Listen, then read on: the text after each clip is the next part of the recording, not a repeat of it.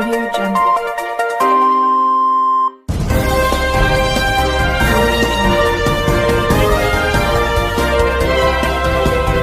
नमस्कार दोस्तों, Bhojpuri net news में जी हाँ दोस्तों,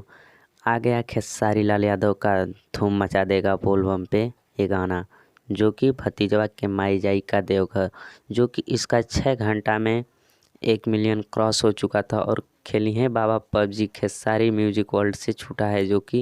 ये सॉन्ग दोनों ही बहुत ही मार्केट में धूम मचा कर रख दिया है, जो कि ये बहुत ही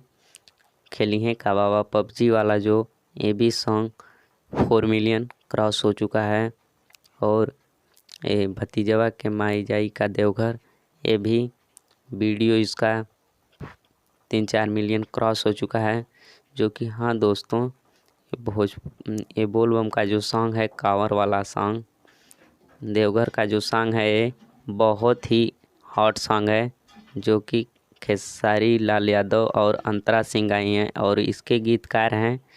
अखिलेश कश्यप जी। तो जी हाँ दोस्तों, अखिलेश कश्यप जी बहुत ही ये जो पहले लिखे थे इनका गाना भतीजा की मौसी जिंदाबाद, उसी सॉन्ग पे ये गाना लिखा गया है। तो जी हाँ दोस्तों, इनका एक और गाना आ रहा है जो कि वो वीडियो अभी शूट हो रहा है, तो मेरे चैनल पे बने रहिए।